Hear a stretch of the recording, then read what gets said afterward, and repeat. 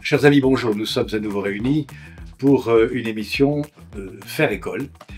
Et cette fois-ci, j'ai le plaisir et l'honneur de recevoir le docteur Laurent Alexandre, auteur de La guerre de l'intelligence, parmi d'autres sujets, parmi d'autres titres, à l'heure de ChatGPT. Nous allons, docteur Alexandre et moi-même, échanger à propos des implications, des conséquences, des effets que l'irruption de ChatGPT et son développement peuvent avoir sur le système éducatif français en particulier et sur la question, la notion même d'éducation en général. Docteur, bienvenue.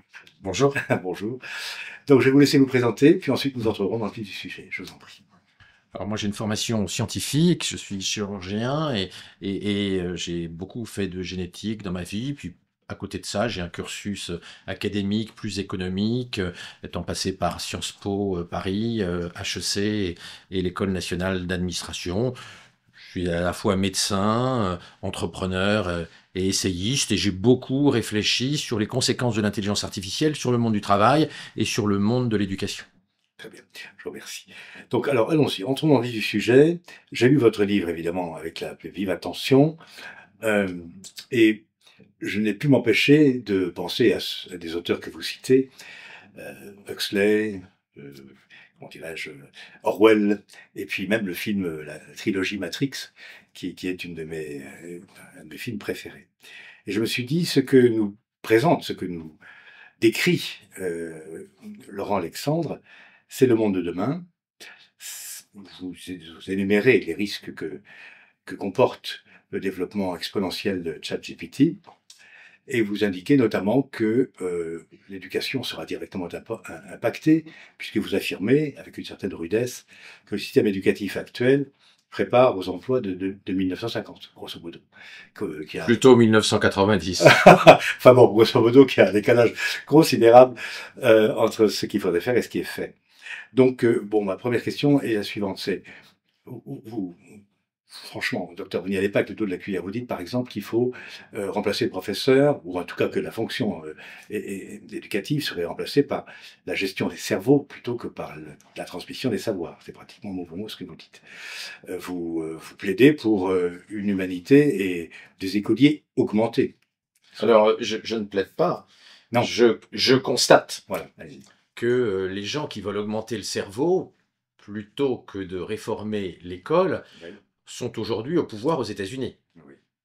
Elon Musk, Mmh. qui est le numéro 2 de Trump et qui a été un allié très important, a pour projet de mettre dans le cerveau de tous nos enfants ces puces Neuralink d'augmentation cérébrale de manière à rendre nos enfants compétitifs à la fois vis-à-vis des petits Chinois et vis-à-vis de l'intelligence artificielle. Or, ce n'est pas n'importe qui, c'est l'homme le plus riche au monde, c'est l'un des hommes les plus importants au monde, les plus puissants au monde, et c'est un industriel extraordinairement successful et très très proche du pouvoir américain.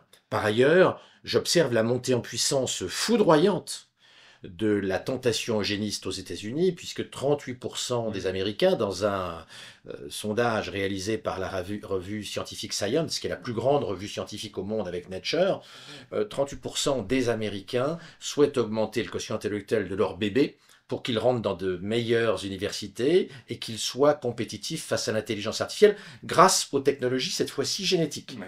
Et donc on voit monter en fait deux courants. Un courant qui veut augmenter nos bébés en changeant leurs gènes ou en les sélectionnant. Et puis un courant qui veut augmenter nos enfants en leur mettant des matériaux électroniques dans le cerveau dès qu'ils sont un petit peu grands. Donc je constate que le développement très rapide de l'intelligence artificielle se traduit par des propositions radicales de remplacement de l'école par le changement de nos cerveaux. Ce n'est pas un souhait personnel. On m'a parfois accusé d'être eugéniste et j'ai à de nombreuses reprises expliqué et écrit qu'avec ma femme, si on avait eu un enfant trisomique, nous n'aurions pas avorté, nous aurions gardé cette enfance, qui montre que je ne suis pas personnellement un eugéniste fou. Mais je constate que la montée en puissance de l'eugénisme est forte, y compris aux États-Unis, qui est un pays où que l'on pensait immunisé contre l'eugénisme et surtout contre l'eugénisme intellectuel. Alors après, Ce que l'on peut constater, c'est que l'intelligence artificielle galope plus vite que l'école pour former les cerveaux de nos gamins. Et je dis ça en tant que père de famille nombreuse. Le quotient intellectuel de GPT-4 est de 120, c'est-à-dire supérieur à 90% des Français. Et ChatGPT voit son quotient intellectuel augmenter de 2 points chaque mois. Aucun de nos gamins ne gagne 2 points de QI chaque mois. Donc on a un vrai problème et nous sommes dans une phase de dépassement dans de nombreux domaines par l'intelligence artificielle. Alors Sam Altman a écrit que vers 2031-2032, l'intelligence artificielle serait des millions de fois plus intelligente que la réunion de tous les cerveaux humains. Elon Musk a déclaré la même chose, mais cette fois-ci vers 2028-2029. Elon Musk a d'ailleurs, cet automne, expliqué qu'à son avis, en décembre 2025, l'intelligence artificielle sera plus intelligente que le plus intelligent des humains sur Terre. Alors, sur le plan du marché du travail, ce que l'on constate, prenons mon métier. Un métier où il est facile d'évaluer l'intelligence artificielle et les hommes. Un métier. Toutes les études montrent notre dépassement. Une étude israélienne publiée dans le supplément informatique de Nature montre que l'IA est supérieure à la quasi-totalité des médecins spécialistes en Israël. Et comme vous le savez, Israël n'est pas un pays sous-développé en médecine, ça n'est pas le Zimbabwe. Si vous prenez les dernières études, notamment celle de Stanford, comparant les médecins et l'IA, l'IA est à 92% de bons diagnostics quand les médecins sont à 74% de bons diagnostics. Mais le plus grave n'est pas là. Le plus grave, c'est que quand on donne ChatGPT aux médecins, il ne passe que de 74% de bons diagnostics à 76%, alors que GPT-4 tout seul est à 92%. Ce qui signifie que les médecins dans le monde de 2024, quand on leur donne l'IA, ne font pas mieux et font beaucoup moins que l'IA sans eux.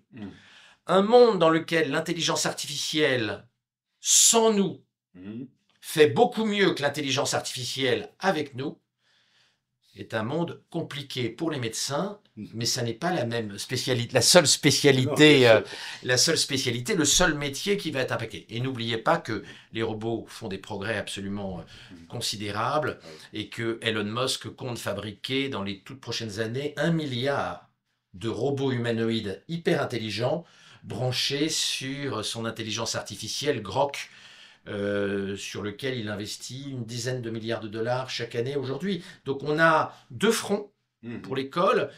On a l'IA par rapport au col blanc, et puis on a les robots dotés de super intelligence artificielle pour les cols bleus. Donc c'est l'ensemble de la société qui doit réfléchir à l'évolution de l'éducation et à l'évolution des études universitaires et de la formation continue. Et ça n'est pas simple parce que l'IA progresse très vite. Le temps qu'on réforme les programmes éducatifs, on sera à GPT-7, GPT-8, GPT-10. Donc cette course sans fin aujourd'hui est un peu angoissante. En tout cas, elle angoisse tous les gens qui connaissent bien l'intelligence artificielle. Sam Altman est angoissé. L'ancien patron de Google, Schmidt, est assez angoissé. Je ne parle même pas du nouveau prix Nobel de physique, l'inventeur des intelligences artificielles modernes, Hinton, qui a déclaré le 19 février dernier au Financial Times qu'il est convaincu qu'il y a 10% de chances que l'intelligence artificielle extermine les 8 milliards d'êtres humains d'ici 2044, qui est une problématique encore plus grave, interpellante que les problèmes de l'éducation à l'heure de l'intelligence artificielle. Ça n'est même plus Matrix, c'est Terminator. Pratiquement. Enfin bon, je plaisanterie à part. Personnellement, je ne crois pas que l'IA va nous exterminer, mais je pense qu'elle va poser de graves problèmes au système éducatif. C'est sûr. Je voudrais qu'on revienne un petit peu sur la question de fond, parce que c'est une question qui intéresse beaucoup les enseignants, la question du QI. Vous savez très bien, vous l'avez dit d'ailleurs, que le monde enseignant considère que le QI n'est pas, comment dirais-je, significatif, n'est pas un critère suffisant pour évaluer l'intelligence d'un élève. Je me permets justement, de faire une remarque. On n'a jamais vu personne rentrer à l'école polytechnique ou un normal sup avec moins de 140 de QI. C'est bien que ça signifie quelque chose. Si le QI ne signifiait rien, dans les études très compliquées, on retrouverait des gens de tout QI. Oui, oui. Or, nous ne retrouvons pas des gens Non, non. de tout QI. Personne n'est jamais rentré au MIT ou à Harvard sans un QI élevé. Donc, Mais je ne cette conteste- décrédibilisation du QI est un petit peu facile. Oui. Et puis, Non, parce que ça me paraît réducteur. c'est un proxy, c'est Oui. un proxy, c'est une Oui. approximation de l'intelligence Oui. que je trouve assez pertinente. Et pour utiliser une métaphore un peu légère, le QI est un meilleur proxy Oui. de l'intelligence que la taille de la bite. Oui, ça, on peut pas vous contredire sur ce point d'acteur. Enfin, bon. Non, mais la question de fond, c'est tout de même qu'il y a des formes d'intelligence qui ne sont pas réductibles au QI. Vous le dites vous-même, d'ailleurs. Non, je n'ai jamais dit ça. Vous citez, non, vous citez un auteur, Toutes les études montrent qu'il y a... Kelly qui dit qu'il y a 100 formes d'intelligence Oui, différentes. oui, mais en réalité, la segmentation par type d'intelligence et la séparation entre le quotient intellectuel et le quotient émotionnel ne repose pas sur des bases scientifiques très solides. Et dès le début du XXe siècle, on s'est rendu compte que les différentes formes d'intelligence sont assez corrélées entre elles. Pas totalement corrélées, mais sont assez corrélées entre elles. En réalité, il n'y a qu'une forme d'intelligence. Très bien, très bien. Avec des petites déclinaisons, mais qui ne changent pas grand-chose à l'affaire. Cette précision étant apportée, maintenant voyons un petit peu ce qu'il advient, ce qu'il doit advenir, selon vous, du système éducatif. Donc vous dites qu'il est tout à fait déconnecté d'une certaine manière, enfin oui c'est le cas de le dire, en tout cas inadapté à l'accélération considérable de l'intelligence artificielle, et vous proposez des mesures assez radicales, c'est-à-dire par exemple le séquençage ADN de tous les élèves, permettant de mesurer ou de prédire leur niveau d'intelligence et non, d'y remédier. surtout de mieux comprendre leur mode de fonctionnement cognitif de manière à les aider. Ma conviction est que nous sommes irresponsables de ne pas aider davantage les enfants qui ont des difficultés cognitives. Il faut donc comprendre la structure cognitive de chaque enfant en utilisant les neurosciences, en utilisant la génétique, de manière à mettre chaque gamin à son potentiel maximum. Bien sûr.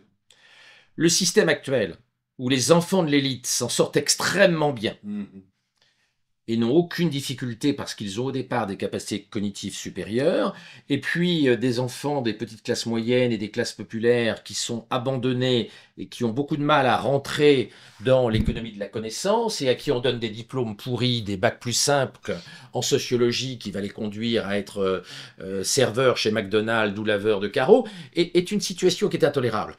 Nous maintenons des écarts de capacité cognitive très importants à l'échelle de la société.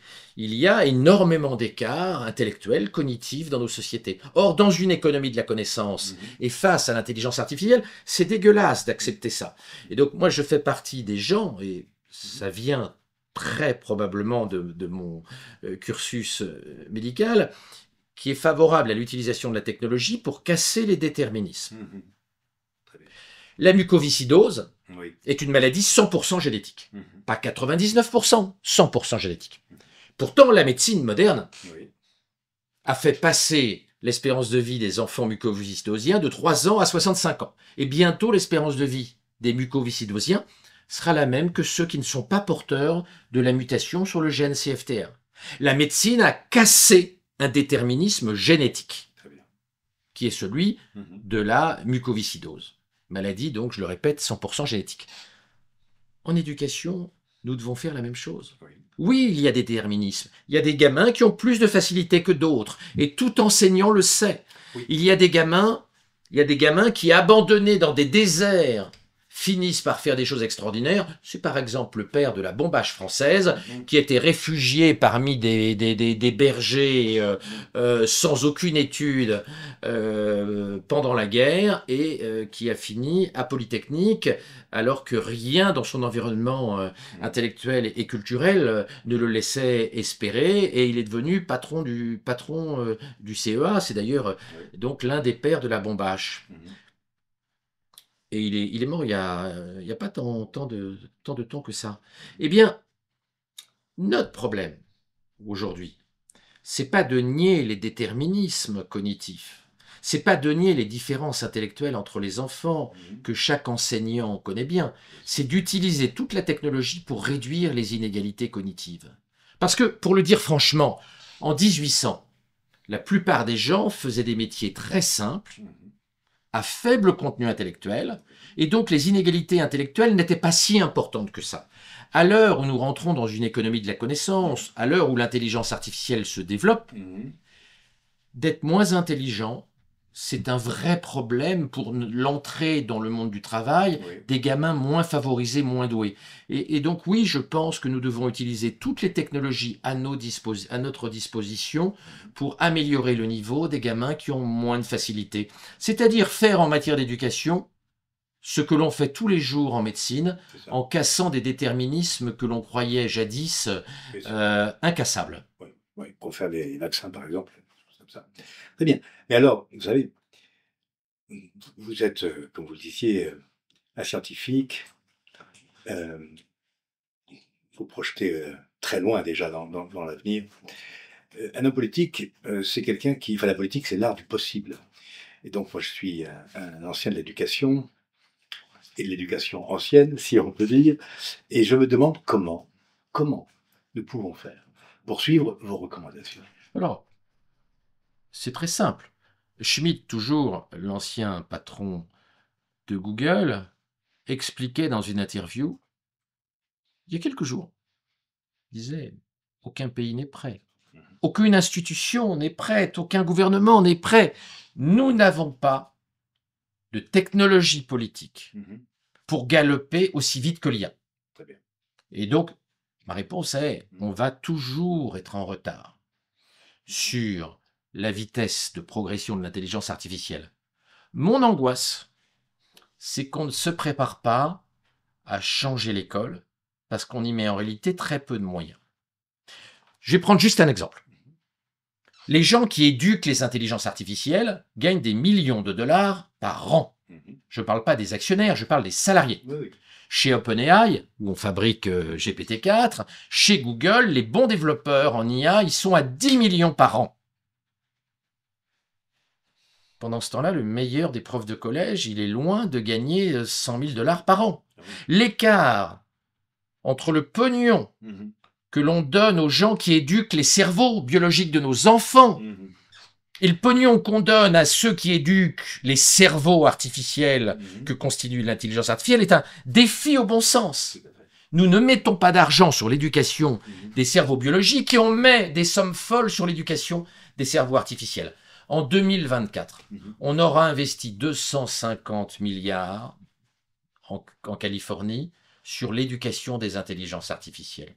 Ce sont des sommes folles, avec des bonus énormes, des fortunes absolument incroyables qui se constituent. Et à côté de ça, on sous-paye les gens du monde éducatif, les experts ne sont pas payés. Moi, je vous le dis très clairement, si on n'est pas capable à l'école de payer très cher les très bons spécialistes en sciences de l'éducation, on va continuer à mieux former les intelligences artificielles qu'on forme les intelligences biologiques de nos gamins. Nous ne pouvons pas continuer à payer 10 millions de dollars par an les mecs qui sont en train de former GPT-5 ou la prochaine IA de Mark Zuckerberg ou la prochaine IA d'Elon Musk, et dans le même temps, sous-payer les gens qui éduquent les cerveaux biologiques. Là, il y a une incohérence de notre société qui est très troublante et qui va d'ailleurs nous conduire, de mon point de vue, à un risque d'accident politique, parce que Harari a raison sur ce point. Si on continue à déconner, on va avoir d'un côté une petite élite qui maîtrise et qui contrôle l'IA, qui gagne des milliards. Là, je parle des actionnaires des grandes sociétés. Et puis, à côté de ça, ce que Harari appelle les inutiles, qui est un terme très cru, mais qui pourrait devenir une réalité, une dystopie, qui sont les gens qui ne savent pas courir suffisamment vite derrière l'intelligence artificielle. Donc, je crois que la question éducative et, plus généralement, de la formation continue des adultes est un enjeu majeur dans un monde où l'on est en train d'industrialiser la fabrication d'intelligence avec l'intelligence artificielle. perspective tout à fait effrayante, avec en plus des termes qui sont très choquants, les inutiles, enfin bon, j'ai bien lu. Ce sont les termes d'Harari et pas les miens. Je dis que nous devons tout faire pour éviter cette dystopie. Ce n'est pas un projet de société que j'amène sur la table. Je sais bien, non, je ne confonds pas message et docteur, il n'y a pas de problème. Donc vous êtes, d'une certaine manière, un lanceur d'alerte sur ce plan, bien sûr. Cela dit, oui, ça fait 20 ans que je crie dans le désert sur intelligence artificielle et éducation. Ouais. Voilà, donc je suis un loser en tant que lanceur d'alerte, puisque j'hurle dans le désert. Oui, enfin bon, les gouvernements commencent à se saisir de la chose. La France n'est pas trop en retard dans l'appréhension du phénomène. L'école, nous verrons bien ce que les gouvernements... L'immense majorité des députés ne sait pas bien se servir de l'intelligence artificielle. Non, on ne peut pas dire qu'on n'est pas en retard. Une grosse majorité des ministres ne savent pas se servir de l'intelligence artificielle. Je ne vais citer aucun nom. Oui.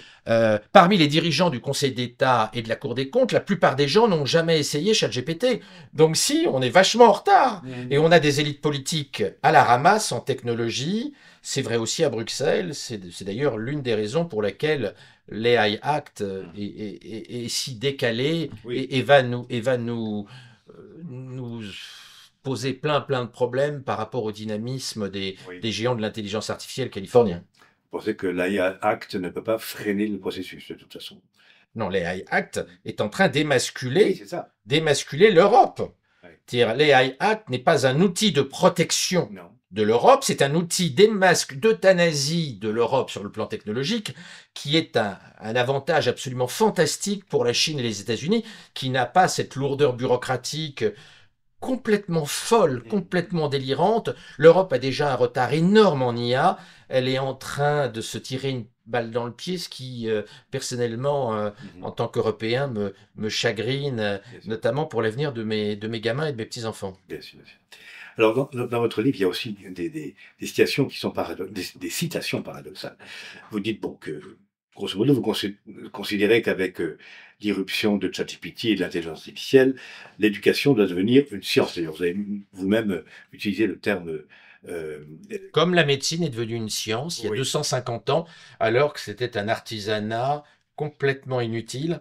Et le médecin n'augmentait pas l'espérance de vie en 1750 des patients. Et d'ailleurs, l'espérance de vie à Paris en 1750 était de 27 ans pour les femmes et de 25 ans pour les hommes. C'est dire si la médecine de l'époque ne méritait pas son nom. Oui, d'accord. Enfin bon, vous dites des choses qui interpellent forcément un enseignant ou un ancien enseignant. Vous dites par exemple, l'intuition pédagogique abîme les élèves.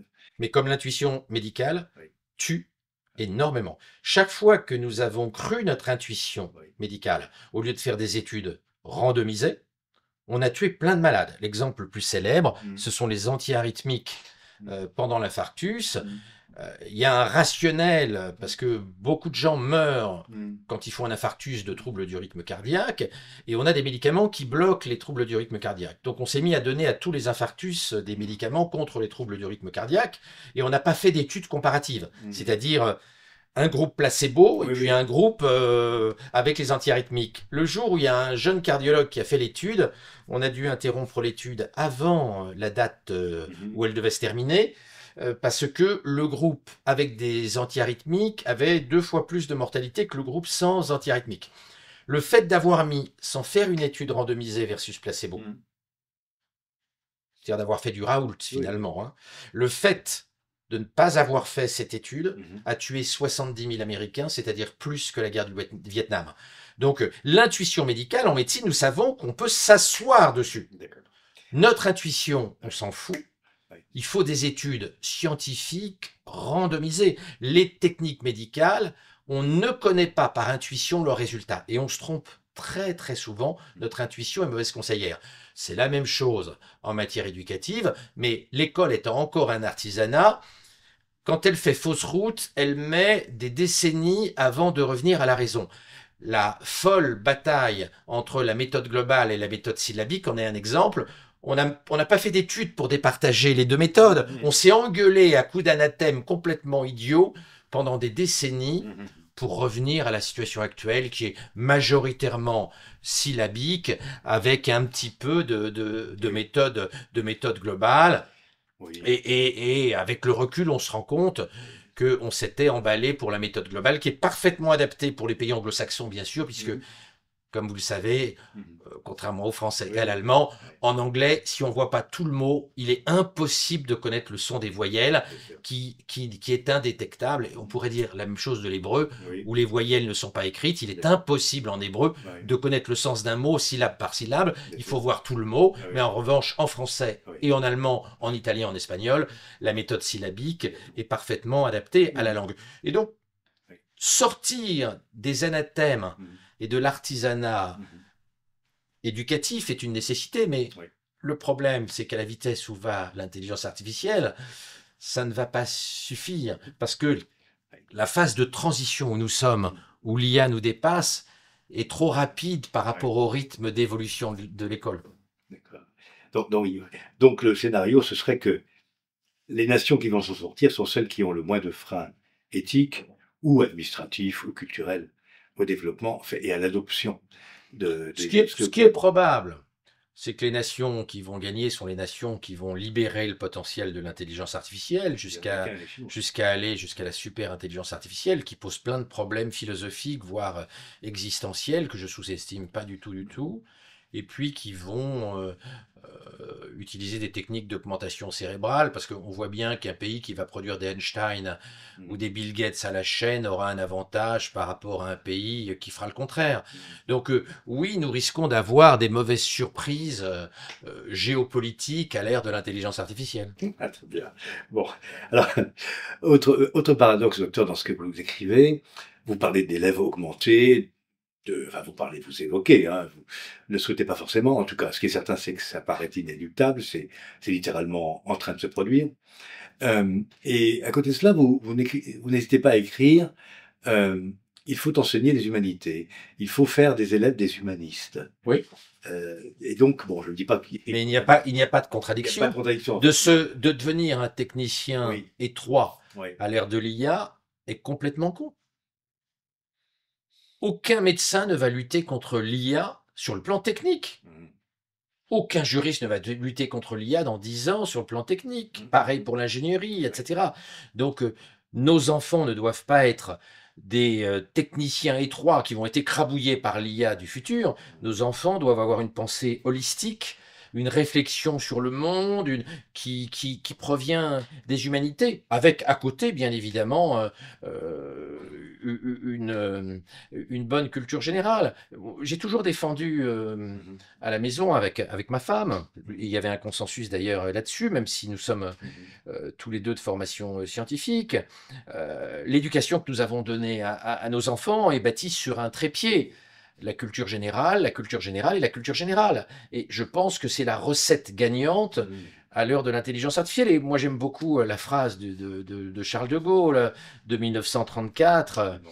euh, la culture générale est l'école du commandement. Derrière chaque victoire d'Alexandre le Grand, il y a toujours Aristote, qui, comme vous le savez bien, était le précepteur particulier que le papa d'Alexandre était allé chercher en Grèce. Mhm. Il l'avait amené en Macédoine Mhm. pour former son fils. Donc oui, je crois beaucoup aux humanités. On rentre dans un monde hyper scientifique, hyper Mhm. technologique, Mhm. mais nos enfants, il faut leur donner une vision transversale du monde. Leur apprendre la géopolitique, leur apprendre le droit, la réflexion juridique, la réflexion, etc. Très jeune, hein. Mhm. Moi, mes gamins, je les ai mis à la lecture obligatoire de The Economist Mhm. quand ils avaient nettement moins de 10 ans, jeunes, pour qu'ils aient une vision transversale des enjeux du monde, Très bien. parce que, et c'est ma conviction, c'est la recette, Mhm. et je le répète, former des techniciens qui vont faire beaucoup moins bien que l'IA, ça n'est pas rendre service à nos gamins et à l'ensemble Ouais. des petits Européens. Ah, très très bien, parfait. Cependant, donc, admettons que le système éducatif, que l'État décide de s'engager dans cette aventure qui serait par le séquençage ADN par exemple, de détecter les difficultés cognitives de chaque élève, ce qui paraît déjà assez monstrueux, mais enfin monstrueux en termes de volume, je veux dire. Hein. Euh, et puis et admettons aussi que l'État euh, modifie radicalement de ce point de vue-là, donc la formation, l'éducation, en la personnalisant à l'extrême, comme vous le recommandez, enfin, en tout cas comme vous le décrivez, euh, ce qui philosophiquement est possible, puisque de toute façon, depuis 30 ou 40 ans, on ne parle que d'individualisation des enseignements, hein, de plus en plus, on y tend de plus en plus. Donc cette tendance-là, elle est profonde, elle existe. Admettons qu'on fasse cela.